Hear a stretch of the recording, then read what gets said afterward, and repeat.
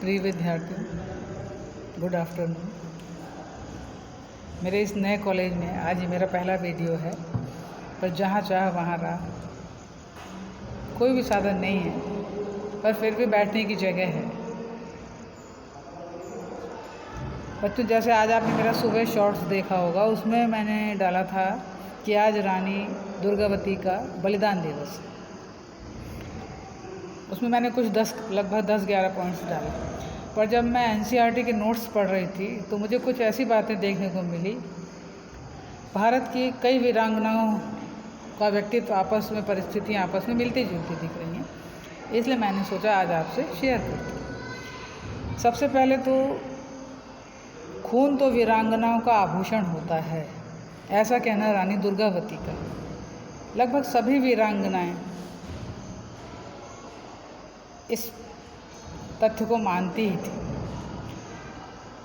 यदि अपन रानी दुर्गावती का देखें तो एक बार वो घोड़े पर सवार होकर कहीं जा रही थी। अभी जो मैंने आपको सब चीज़ें उपलब्ध कराई, उसमें तो मैंने बताया उनके पिताजी का नाम कहाँ उनका जन्म हुआ। चलिए फिर से एक बार बताती हूँ कि कलिंजर महाराज के राजा के यहाँ उनका जन्म हुआ और बाल्यकाल से ही घुड़सवारी, तीरंदाजी, अस्त्र शस्त्र चलाना उन्होंने सीखा हुआ था। इनकी परिस्थितियाँ अहिल्याबाई या रानी झांसी की रानी से भी मिलती जुलती हैं। जिस तरह झांसी की रानी की माँ का जन्म उनके बचपन में हुआ। अपन तो बात तो कर रहे हैं 15वीं शताब्दी लगभग बात कर रहे हैं, और उनका तो झांसी की रानी उनका तो 1857 की बात है। परंतु मैं परिस्थितियाँ ये बता रही हूँ कि इन वीरांगनाओं को प्रेरणा कहाँ से मिलती है। वैदिक काल से महिलाओं की स्थिति सुदृढ़ थी, स्वर्ण अक्षर में उनका युग लिखा गया। उन्हीं परिस्थितियों से प्रेरणा लेकर के इन वीरांगनाओं ने विपरीत परिस्थितियों को अनुकूल बनाया। तो एक ऐसी घटना है कि जब वो उनके घोड़े का नाम मोती था और घोड़े पर सवार होकर वो कहीं जा रही थी, एक युवक द्वारा उन्हें रोका जाता है और थोड़ा सा ललकारा जाता है। तो वहीं अपने घोड़े की टेक लगाती हैं और उनसे कहती हैं, तुम जानते भी हो किससे बात कर रहे हो?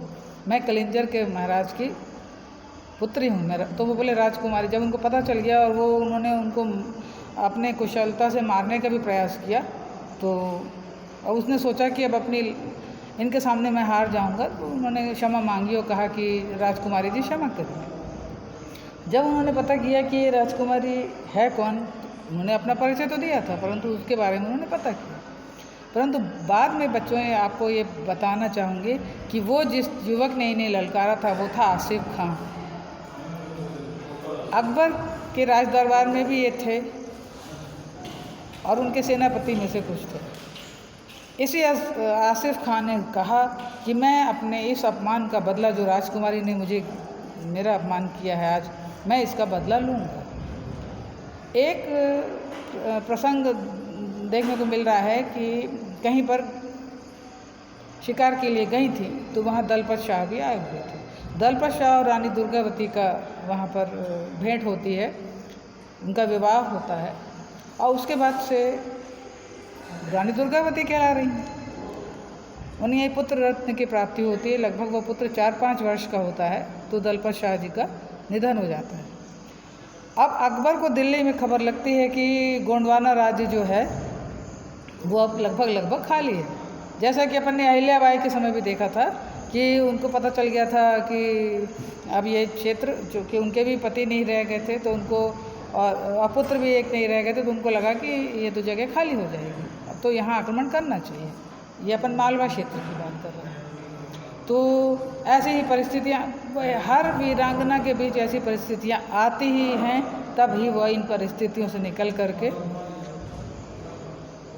आज अपन उनका गौरव गाथा गा रहे हैं। तो जो दलपत शाह जी के सेनापति थे आधार सिंह, इन्होंने कहा कि मैं सती होना चाहती हूँ और आपका क्या सुझाव? तो उन्होंने कहा कि नहीं महाराज, आपसे राजकाज में सहयोग लेते थे, आपकी सलाह मानते थे, ये तो कायरता होगी यदि आप सती होना चाहेंगी और बच्चा इतना छोटा है। तो उन्होंने कहा अच्छा यदि ठीक है, मैं तुम्हारी बात से प्रेरित होती हूँ। उस समय उनके पुत्र वीर नारायण की उम्र 4.5 वर्ष थी। उस बच्चे को उन्होंने गद्दी पर बिठाया और उन्होंने आधार सिंह से कहा कि संपूर्ण गोंडवाना क्षेत्र में बता दो कि मैं वीर नारायण की माँ के साथ साथ पूरे गोंडवाना राज्य की भी माता हूँ। उन्होंने कहा रानी माता, मैं वो बड़े खुश हुए। उन्होंने कहा ये तो बहुत अच्छा आपने किया। अब देखिए हर जगह जयचंद पाए ही जाते हैं। उनका शासन बहुत अच्छी तरह चल रहा था। तो अकबर तक तो एक खबर पहुंची। अब सोचिए वो आसिफ खां तो और ज़्यादा बौखलाए हुए थे। उनकी तरफ से जासूसी करने के लिए एक सुधार सिंह करके कोई व्यक्ति था, वो साधु का वेश बना करके गोंडवाना क्षेत्र में आता है और कई दिनों से वहाँ वो डेरा डाले हुए थे। इस बीच एक बार आसिफ खान ने आकर के लड़ाई का मोर्चा, तो उन्होंने बहुत अच्छी तरह रानी दुर्गावती ने संभाला। तो जो साधु के वेश में आया था उसने जब बात संभालने की कोशिश की, जासूसी करने की कोशिश की, तो उसने वहाँ के एक जो राज सेवक था उससे पूछा, जो उनको बात उगलवाना चाह रहा था। तो उसने बताया कि हमारी मुग़ल सेना तो ऐसी है और वहाँ पर हमारे मतलब आपकी रानी कुछ नहीं कर पाएंगी। तो उसने भी उतावले वश में बता दिया कि मैं रानी माँ के पास तो साल भर की तैयारी है, रसद है, पानी है, हथियार हैं। तो उन्होंने कहा बाय द वे यदि रानी कहीं घिर जाती हैं तो कहाँ से निकल के जा सकती हैं। तो उसने सोचा कि मैं तो राज सेवक हूँ, मैं तो बिल्कुल बता सकता हूँ। तो उसने कहा कि अरे नहीं, आपको नहीं पता, हमारे यहाँ किले से ही एक सुरंग जाती है जो सीधे फिर शहर में खुलती है। उसको इतना भेद मिल गया, वो बहुत अच्छा था। उसने उसको ये भी बहुत उसको इस गलत कार्य के लिए उसने बहुत उसको अप्रिशिएट किया। कहा अरे तुम इनके यहाँ क्या कर रहे हो, यहाँ तो तुम एक चौकीदार जैसे हो। यदि तुम मुग़ल साम्राज्य में गए होते तो तुमको तो पता नहीं क्या जो अशरफियों से माला माल कर दिया जाता। अब ये खबर अकबर के पास पहुंचती है तो आसिफ खां अपनी तैयारी के साथ सबसे पहले उसी क्षेत्र महल से आता है और वो इसी राज सेवक, उसका नाम है मदन सिंह, उसने वो दरवाज़ा खोल दिया और पूरी सेना अंदर आ गई। रानी दुर्गावती परिस्थितियों के कारण बच के बाहर निकलने की उन्होंने बिल्कुल कोशिश नहीं की। वो पुरुष वेश में थी और उन्होंने कड़ाई से मुकाबला किया और वहाँ से आसिफ खां को जाना पड़ गया। परंतु पूरे भेद पता चल चुके थे। तो अंत में जो कुल 53 लड़ाई हुई हैं रानी दुर्गावती की आसिफ खां के साथ, 52 लड़ाई तक वो विजयी होती गई। परंतु जो 13वीं लड़ाई थी उस लड़ाई में उनके द्वारा ये चाबी रख लीजिए आसिफ खां ने, क्योंकि उनके पास सशस्त्र बल बहुत ज़्यादा थे, तो जब वो हाथी पर सवार होकर युद्ध कर ही रही थी तो इतना ज़्यादा उनको चोटिल हो गई कि उन्होंने जो उनका जो महावत था, गनोई नाम करके उसका आ रहा है, तो गनोई ने जब देखा कि रानी बहुत घायल हो रही हैं तो उन्होंने कहा, वीर नारायण जो उनका पुत्र था वो भी बहुत घायल हो रहा था, उनको उन्होंने रण क्षेत्र से बाहर किया और गनोई से कहा, गनोई उनसे कह रहा है माता रानी माँ आप भी निकल चलिए, पर वो नहीं जा रही हैं। तो उन्होंने कहा, उनको कई जगह आँख में और पीछे भाल लग गया, तीर लग गए। तो उन्होंने कहा कि तुम अपने कटार से मुझे मार दो क्योंकि अब मैं एकदम पूरी तरह घिर चुकी हूँ।